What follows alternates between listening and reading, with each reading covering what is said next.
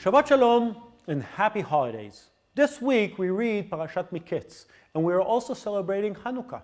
Today I want to talk about light. Hanukkah is all about light.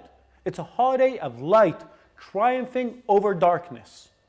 Light is the first element created in the world, as it is written. And God said, "Let there be light," and there was light.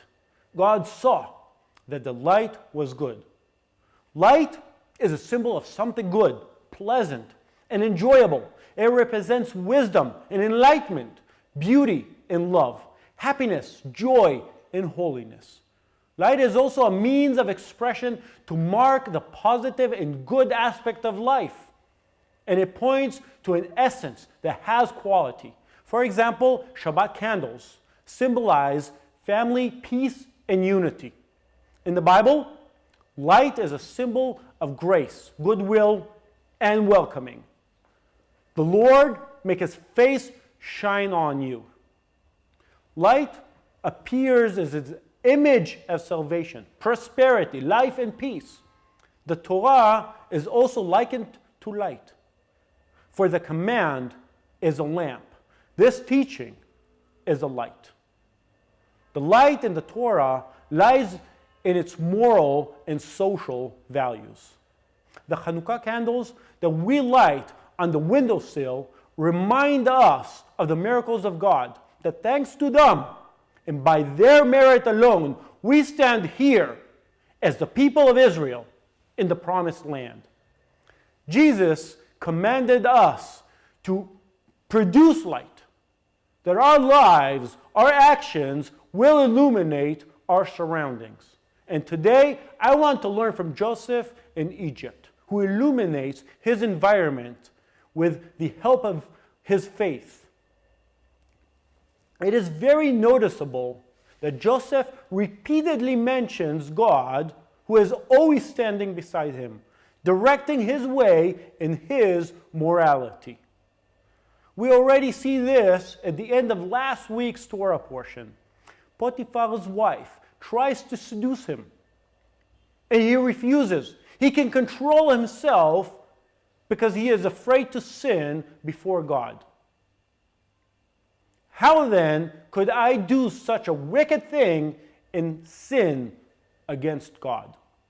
And even before that, Potiphar himself bore witness to the fact that Joseph is a believer, and that made him a successful person. The Lord was with Joseph so that he prospered, and he lived in the house of his Egyptian master.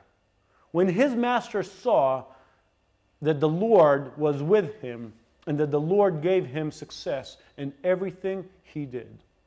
Verse 3 emphasizes to us that Potiphar sees the faith and success of Joseph. Later on, Joseph was thrown into the Egyptian prison. But there too, he continued to illuminate his surroundings. And he found favor with the guards and with the prisoners around him. And now we come to our parasha, Miketz. It begins with Pharaoh's dream. Joseph is brought out from prison to stand before the king of the empire, of the current world superpower. And Joseph does not forget his faith. He declares to Pharaoh, "I cannot do it," Joseph replied to Pharaoh, "but God will give Pharaoh the answer he desires."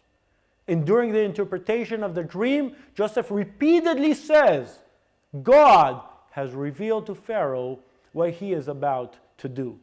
My point is that Joseph emphasizes in front of everyone that God is the one who is at work within him, to the extent that Pharaoh himself tells to the people, "Can we find anyone like this man, one in whom is the Spirit of God?" And after that, he says to Joseph himself, "Since God has made all this known to you, there's no one so discerning and wise as you." In the course of the parasha, Joseph meets with his brothers, and before them, he also declares, for I fear God. Our faith in Yeshua as Messiah makes us a ray of light. And Yeshua commands us that we, like the menorah, sit on the windowsill and be a light to the world to show that there is hope, there is a way, there is truth. You are the light of the world. A town built on a hill cannot be hidden. Neither do people light a lamp and put it under a bowl. Instead, they put it on its stand, and it gives light to everyone in the house. In the same way, let your light shine before others, that they may see your good deeds and glorify your Father in heaven. A final thought on light. In order to illuminate, a ray of light must reflect off of a surface. In other words, we cannot illuminate an empty space at night. If we aim our flashlight to the sky, the flashlight will not succeed in lighting our way. But if the flashlight shines on a surface, like a wall, the ray of light will bounce off of it and illuminate the way for us. So too Yeshua calls us to be reflectors.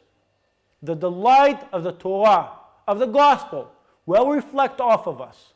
That we will light up the highway of the King.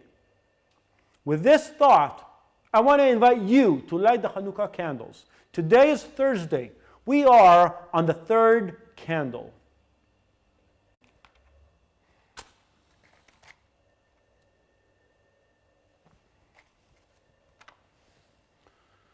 ברוך אתה אדוני אלוהינו מלך העולם, אשר קידשנו במצוותיו וציוונו להדליק נר חנוכה. ברוך אתה אדוני אלוהינו מלך העולם, שעשה ניסים לאבותינו בימים ההם בזמן הזה.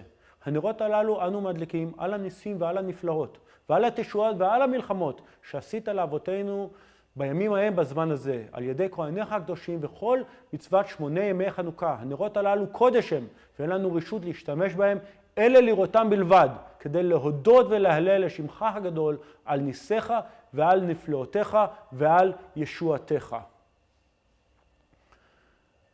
I will add a link to the song Most Tzur in the comments below.